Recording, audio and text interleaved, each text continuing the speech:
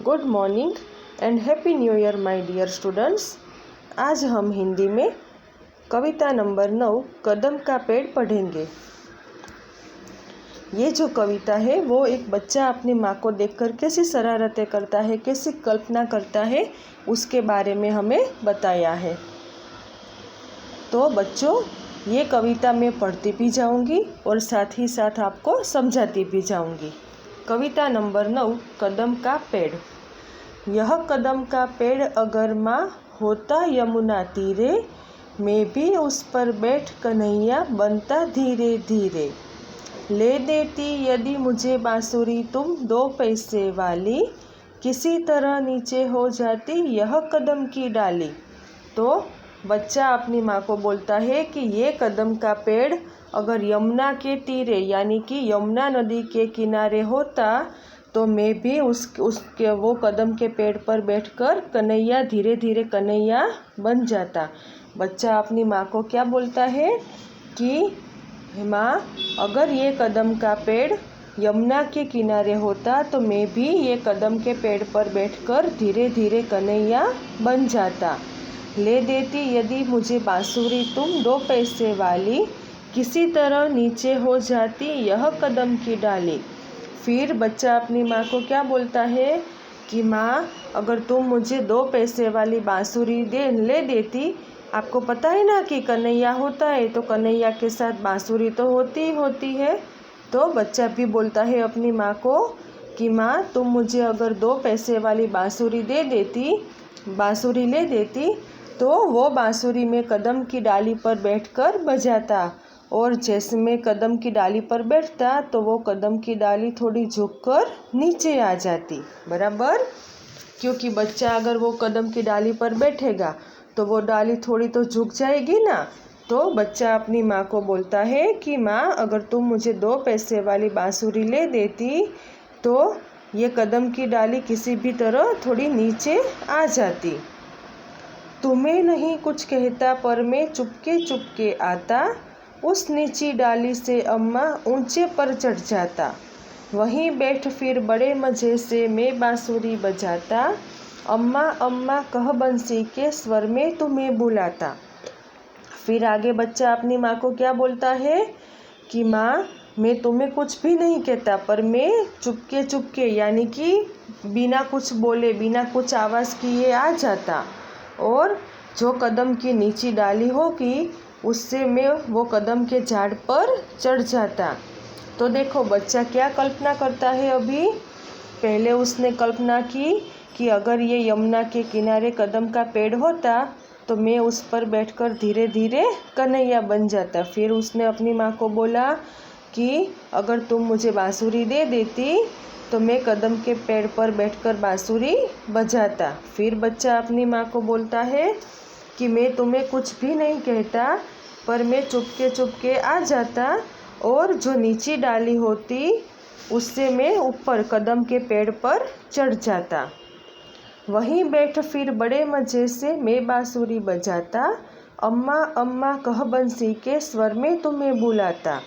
फिर देखो बच्चा कितना सोचता है। फिर वो बोलता है कि जो कदम की डाली नीची होती उससे मैं वहाँ ऊपर चढ़ जाता, और मैं कदम के पेड़ पर चढ़कर अपनी बांसुरी के स्वर में यानी कि अपनी बंसी के स्वर में अम्मा अम्मा कर कर तुम्हें बुलाता।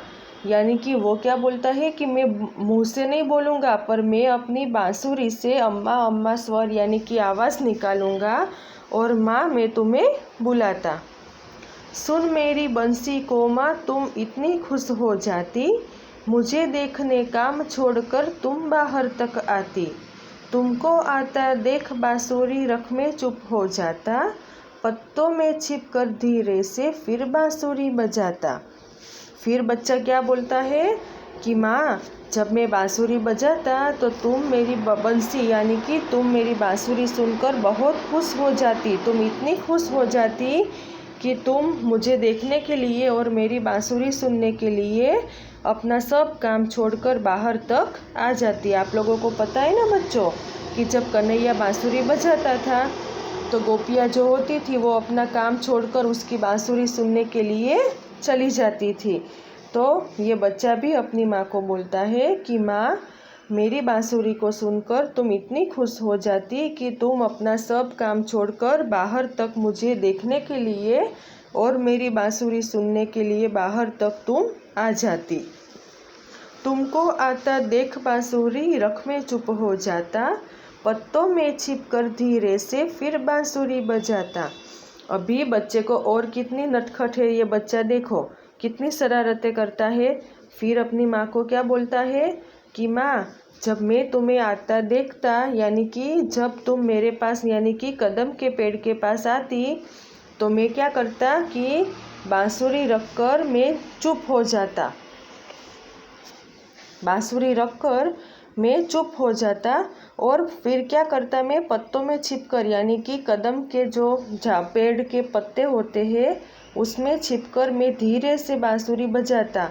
यानी कि माँ सोचती ही रहे कि ये मेरा बच्चा कहाँ पर है। तो बच्चा ऐसी शरारतें करता है, शरारत करता है कि माँ, जब मैं तुम्हें आता देखूँ तो मैं पेड़ के पीछे यानी कि पत्तों के पीछे छिप जाता और पत्तों में छिपकर मैं धीरे से बांसुरी बजाता।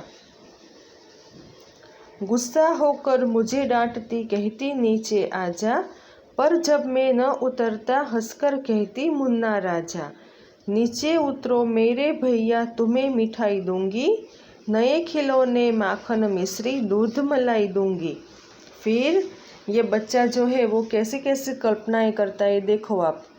तो बच्चा बोलता है कि माँ, जब तुम अपना सब काम छोड़कर मेरी बंसी सुनने को आती तो मैं चुप हो जाता और पत्तों में छिपकर धीरे धीरे मैं बांसुरी बजाता। फिर जब बच्चा बोलता है कि जब माँ तुम मुझे देखती नहीं ना तो तुम मुझ पर गुस्सा हो जाती और फिर तुम मुझे ढूंढकर क्या बोलोगी, गुस्सा होकर तुम मुझे बोलेगी कि अभी तू नीचे आ जा। आप लोगों को पता है ना कि अगर आप कहीं ऐसे वैसे यहाँ वहाँ छुप गए होते हो तो मम्मी गुस्सा हो जाती है ना कि कहाँ चला गया या कहाँ चली गई ऐसे बिना बताए, बराबर। तो ये बच्चा भी अपनी माँ को बोलता है कि माँ, फिर तुम मुझे गुस्सा होकर डांटती और तुम मुझे कहती नीचे आ जा, पर तो भी मैं नीचे न उतरता तो तुम मुझे हंसकर कहती कि मुन्ना राजा। मम्मी जो होती है हमारी वो हमें कितना प्यार करती है, बराबर। आप लोग जैसे जैसे जो भी बोलो वो मम्मी करती है। पापा तो एक बार आपको डांट भी देंगे पर मम्मी कभी भी आपको डांटती नहीं है। मम्मी तो क्या बोलेगी कि हाँ चल, जैसा तू बोलता है ना या फिर जैसे तू बोलती है ना वैसे हम करेंगे, ओके। तो बच्चा बोलता है अपनी माँ को कि मैं जब नहीं उतरता तो तुम हंसकर कहती कि मुन्ना राजा। नीचे उतरो मेरे भैया तुम्हें मिठाई दूंगी, नए खिलौने माखन मिश्री दूध मलाई दूंगी। फिर माँ क्या बोलेगी, बच्चा अपनी माँ को बोलता है कि जब मैं नीचे नहीं उतरता तो तुम मुझे कहती, हंसकर कहती मुन्ना राजा। फिर माँ बच्चे को बोलेगी कि अरे अभी तो तुम नीचे उतरो मेरे भैया, मैं तुम्हें क्या दूंगी, तो मैं तुम्हें मिठाई दूंगी, नए नए खिलौने दूंगी, माखन दूंगी, मिश्री दूध मलाई सब तुम्हें दूंगी, पर तुम अभी नीचे आ जाओ। ऐसे जो प्यार करता है वो कौन करता है, माँ ही करती है, बराबर। आपकी जो जो शरारतें होती है वो देखकर आपकी मम्मी जो होती है वो हमेशा खुश हो जाती है। मैं हंसकर सबसे ऊपर की टहनी पर चढ़ जाता, एक बार माँ के पत्तों में वहीं कहीं छिप जाता। बहुत बुलाने पर भी माँ जब मैं न उतर कर आता, तब माँ का हृदय तुम्हारा बहुत विकल हो जाता।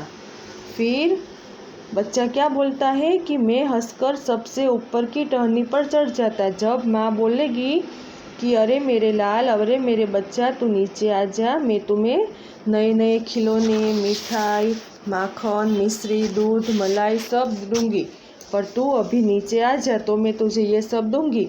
तो बच्चा अभी और शरारत करता है। बच्चा क्या बोलता है कि जब माँ की बात सुनकर, माँ मैं तेरी बात सुनकर हंसकर सबसे ऊपर की टहनी यानी कि डाली, पेड़ की जो डाली होती है वो, तो बच्चा अपनी माँ को बोलता है कि मैं सबसे ऊपर की डाली पर चढ़ जाता, एक बार माँ के पत्तों में वहीं कहीं छिप जाता। फिर वापस बच्चा क्या बोलता है कि सबसे ऊपर की डाली पर मैं चढ़ जाता और एक बार माँ कहकर मैं वापस पत्तों में कहीं छिप जाता।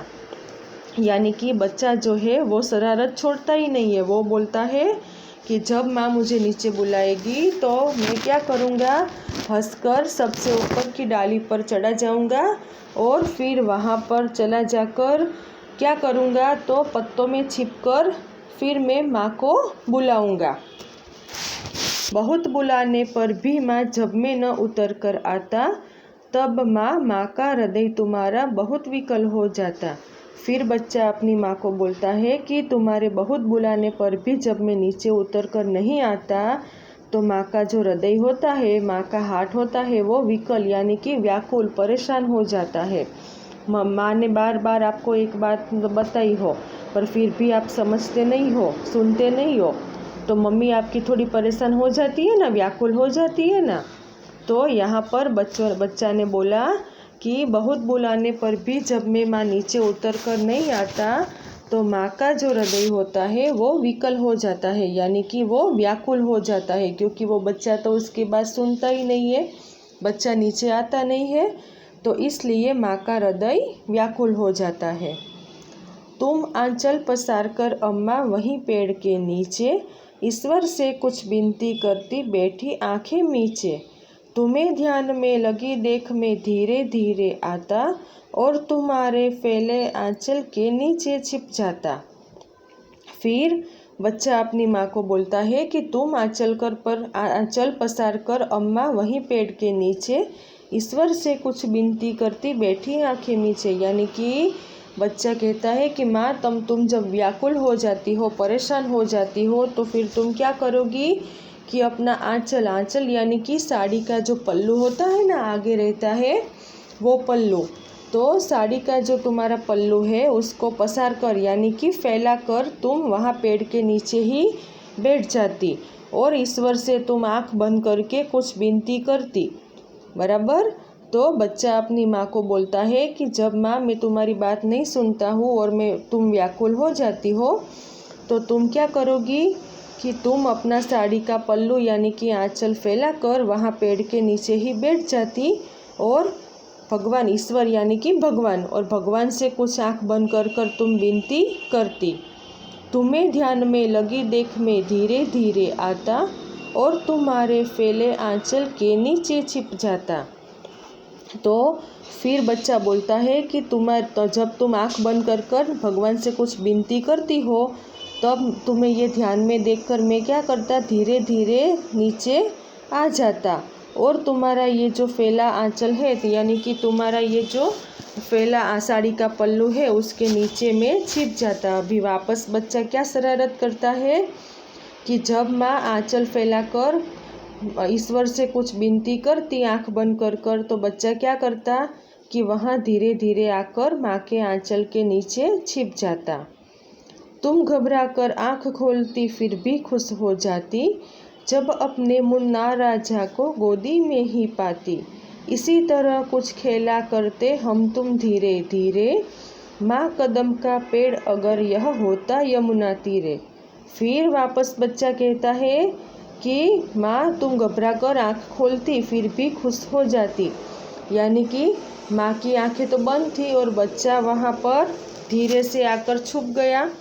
बराबर। तो वैसे ही कोई हमारे पास एकदम आ जाए तो हम थोड़े घबरा जाते हैं ना, तो ऐसे ही माँ को बोलता है बच्चा कि तुम घबरा कर अपनी आँख खोलती, पर तुम जब आँख खोलती और जब तुम अपनी गोदी में अपने मुन्ना राजा को यानी कि अपने बच्चे को पाती, तो तुम खुश हो जाती और ये जो मुन्ना राजा यानी कि ये जो बच्चा है वो माँ की गोदी में ही बैठ जाता है। तो बच्चा बोलता है कि माँ जब तुम घबरा कर आँख खोलती तो फिर भी तुम खुश हो जाती। क्यों माँ खुश हो जाती? क्योंकि माँ ने अपने बेटे को यानी कि अपने मुन्ना राजा को अपनी गोदी में ही पाया। इसी तरह कुछ खेला करते हम तुम धीरे धीरे, माँ कदम का पेड़ अगर यह होता यमुना तीरे। तो बच्चा बोलता है कि इसी तरह हम कुछ, माँ को बोलता है कि इसी तरह हम माँ में और तुम कुछ ना कुछ खेला करते, पर वापस वो एक ही बात बोलता है कि माँ अगर यह कदम का पेड़ होता यमुना तीरे, यानी कि अगर ये कदम का पेड़ यमुना के किनारे पर होता। यानी कि ये जो कविता है उसके अंदर हमें जो बात बताई है वो पूरी एक बच्चा की कल्पना ही है। और वो कल्पना वो अपनी माँ को बोलता है कि माँ अगर ऐसा होता तो। पर ये जो छोटा बच्चा है उसने बहुत अच्छी कल्पना की है कि बिल्कुल जैसे कृष्ण भगवान ने जो जो शरारतें जो लीलाएं की थी ना, वैसे ही ये बच्चा भी सोचता है कि माँ अगर ये कदम का पेड़ यमुना के किनारे होता तो हम ऐसे ऐसे सब करते। वो अपनी माँ को बोलता है कि हम ऐसे ऐसे कुछ ना कुछ खेला करते, कुछ ना कुछ ऐसी शरारतें, नटखट शरारतें करते। तो ये जो पूरी कविता है वो एक बच्चे की कल्पना ही है, पर ये सच में एक बहुत अच्छी हमें सीख देती है कि ये जो एक छोटा बच्चा है वो भी कितना अच्छा सोच सकता है। बराबर। Thank you.